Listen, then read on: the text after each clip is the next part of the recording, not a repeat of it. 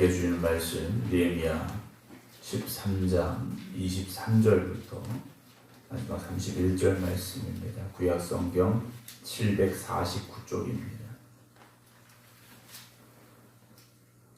느헤미야 13장 23절부터 31절입니다.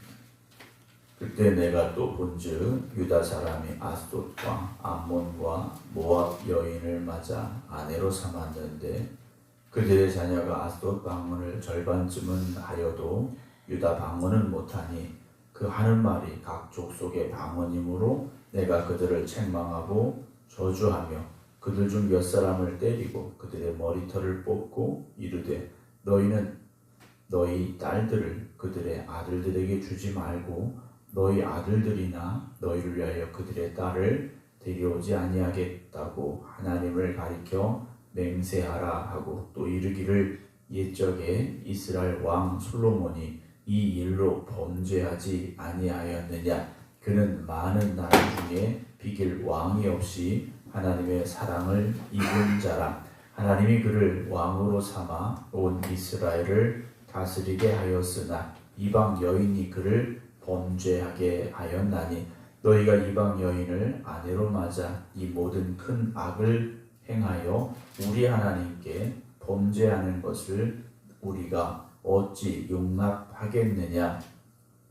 대제사장 엘리야십의 손자 요야다의 아들 하나가 호론 사람 산발랏의 사이가 되었으므로 내가 쫓아내어 나를 떠나게 하였느니라. 내 하나님이여 그들이 제사장의 직분을 더럽히고 제사장의 직분과 레위 사람에 대한 언약을 어겼사오니 그들을 기억하옵소서. 내가 이와 같이 그들에게 이방 사람을 떠나게 하여 그들을 깨끗하게 하고 또 제사장과 레위 사람의 반열을 세워 각각 자기의 일을 맡게 하고 또 정한 기한에 나무와 처음 익은 것을 드리게 하였사오니 내 하나님이여 나를 기억하사 복을 주옵소서.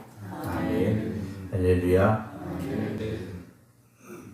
그런 말이 있죠. 우리가 법 앞에 평등하다라는 이야기를 합니다. 저 법이라는 것은 누구에게나 평등해야 됩니다. 근데 우리의 신앙의 모습도 하나님 앞에서 평등해야 됩니다. 간혹 우리가 착각하는 것도 어떤 표현에 있어서 좀 잘못 이해할 수 있는 부분들이 있습니다. 목사의 믿음, 어떤 장로님들의 믿음, 또는 권사님들의 믿음, 또 집사님들의 믿음이 하나님 앞에서 똑같이 아름다운 믿음이 되어져야 됩니다.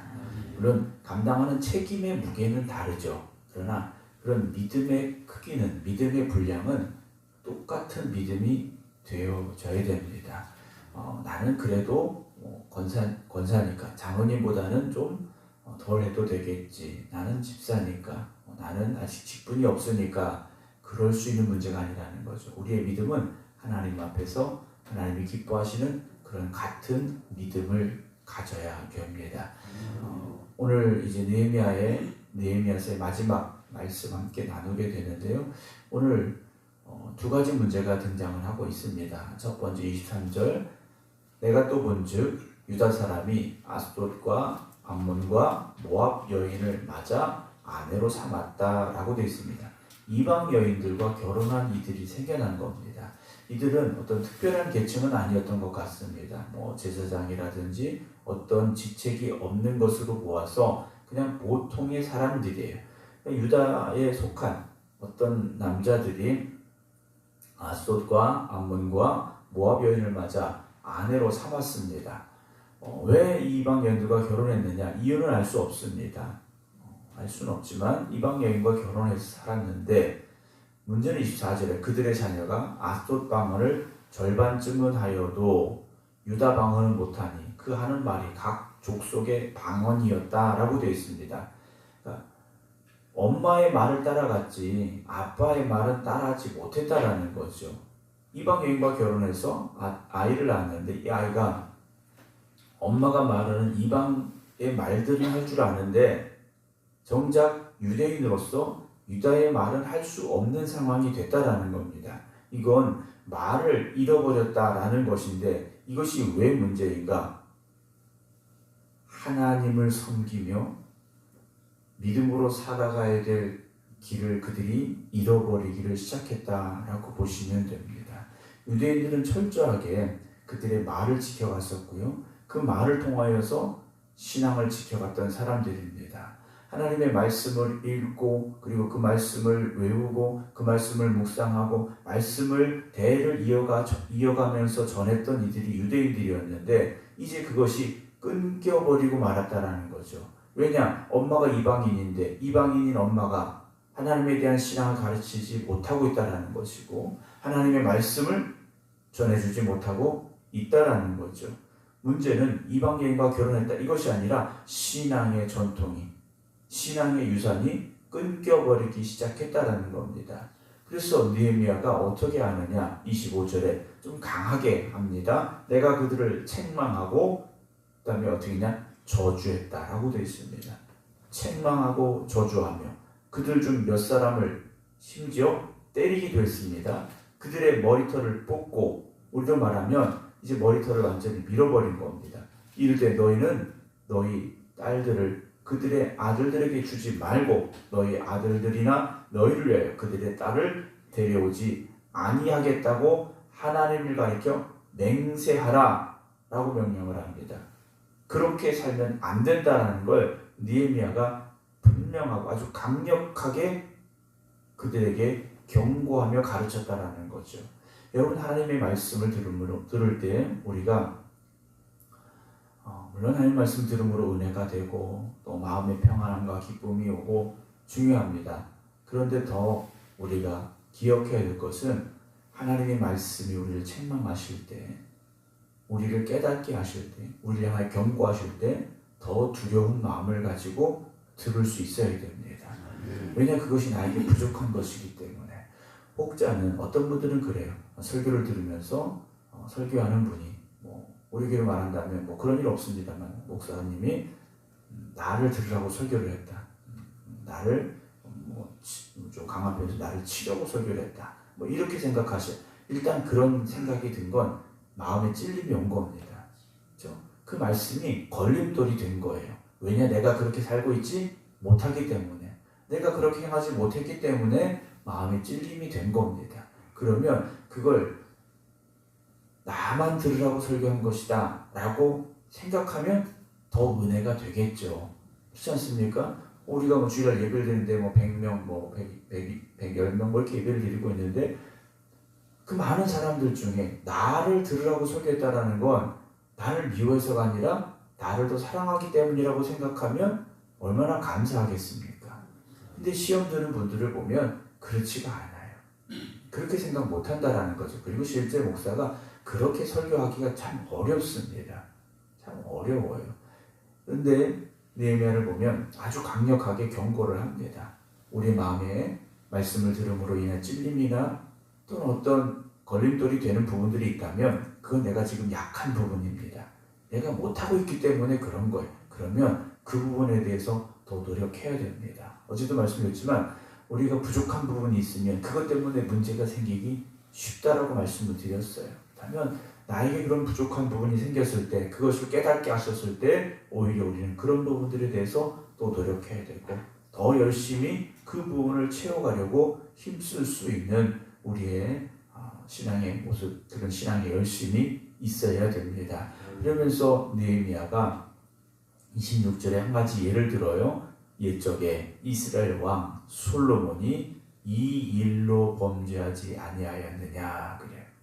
솔로몬도 여기서 무너졌다라고 말합니다. 그는 많은 나라 중에 비길 왕이 없이 하나님의 사랑을 입은 자라. 하나님이 그를 왕으로 삼아 온 이스라엘을 다스리게 하셨으나 솔로몬은 우리로 말하면 장자가 아닙니다. 적자가 아니에요. 원래 왕의 뒤를 이어갈 수 있는 자격이 아닙니다. 그런데 하나님은 솔로몬을 왕으로 삼아 주신 것. 얼마나 큰 은혜와 사랑과 축복을 받았습니까? 그런데 이 솔로몬이 어떻게 합니까? 이방 여인을 아내로 맡기 시작합니다. 이방 여인이 그를 범죄하겠다 했어요. 아무 상관없는 이방 여인이 범죄하게 한다 하지 않습니까? 이방 여인을 아내로 맞아서 그 이방 여인들이 우상을 가져오고 그로 인하여 예루살렘이 더럽혀지기 시작했다라는 거죠. 사랑하는 성도 여러분, 오늘 우리는 솔로몬과 같이 하나님의 사랑을 입은 자들입니다. 물론 우리가 나라를 다스리는 왕이 된 건 아닙니다만 우리는 하나님께서 천하보다 귀하게 나를 여기시고 나를 사랑하십니다 라는 그 고백 위에 살아가고 있는 사람들이라는 걸 잊지 마시기 바랍니다.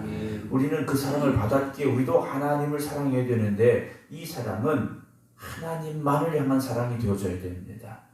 하나님도 사랑하고 세상도 사랑하는 사랑이 아닙니다. 하나님도 사랑하고 돈도 사랑하는 사랑이 아닙니다. 하나님만 사랑하는 사랑이 되어져야 됩니다. 그래서 이 7절에 너희가 이방 여인을 아내로 맞아 이 모든 큰 악을 행하여 우리 하나님께 범죄하는 것을 우리가 어찌 용납하겠느냐? 용납할 수 없다라는 거죠. 이제는 이런 일이 없어야 된다라는 겁니다. 솔로몬이 그렇게 함으로 인하여 나라가 어떻게 됐습니까? 남과 북으로 나눠지게 된 거지 않습니까? 그리고 그 죄가 대를 이어 내려감으로 인하여 결국 나라가 망해버린 거지 않습니까?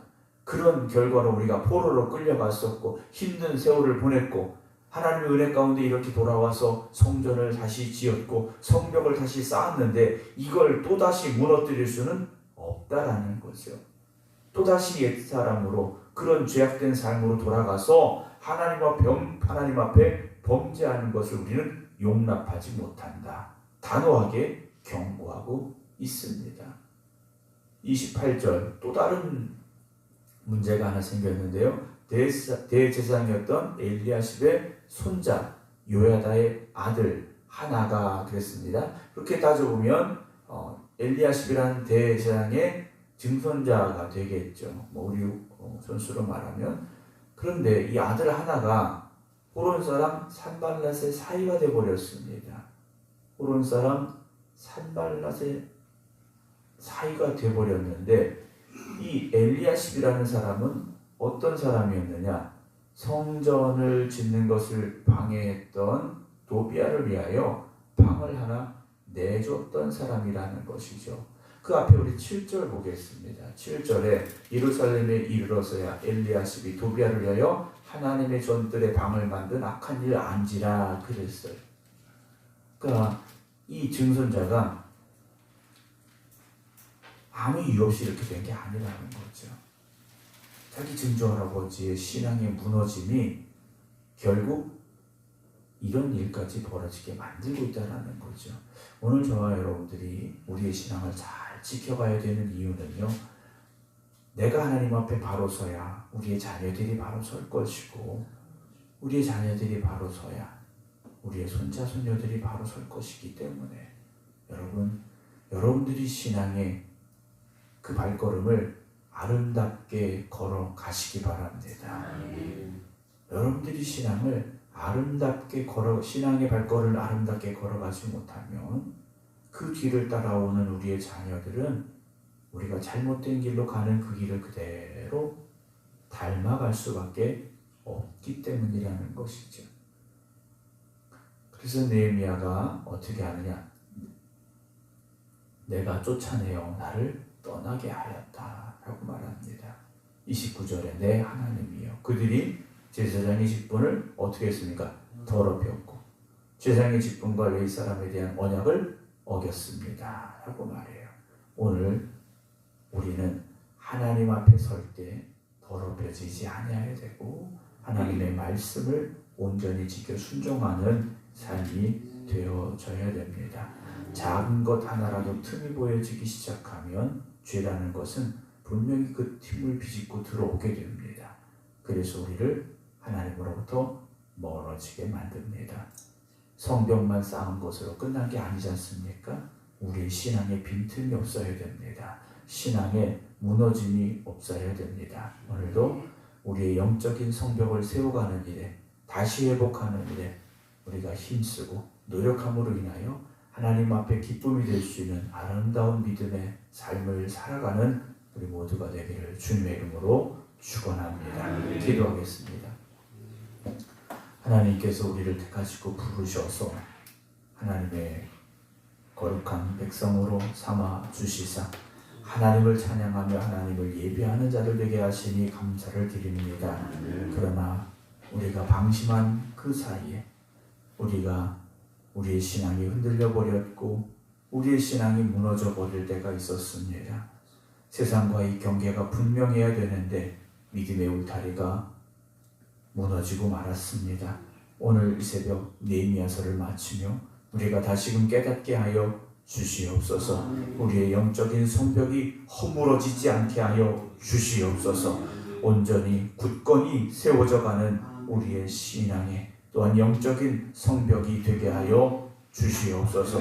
우리가 믿음으로 하루하루 살아갈 때 우리의 자녀들이 우리의 후손들이 그 믿음의 길을 보고 따라올 수 있음을 또한 저희들이 깨닫게 하여 주시어서 믿음의 본이 되는 부모가 되게 하여 주시옵소서.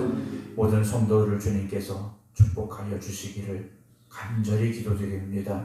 믿음의 길을 걸어가는 이들을 복되게 하여 주시옵시고 믿음으로 헌신하고 충성하는 이들을 복되게 하여 주시옵소서. 이번 한 주간도 기도하며 승리케 하여 주시옵소서. 이제는 우리 주 예수 그리스도의 은혜와 아버지 하나님의 극진하신 사랑하심과 성령님의 감동, 감화, 교통하심이 오늘도 우리의 영적인 성벽을 든든히 세워가겠습니다. 기도드리는 모든 성도들 위해 이제부터 영원토록 함께 하시기를 간절히 축원하옵나이다. 아멘.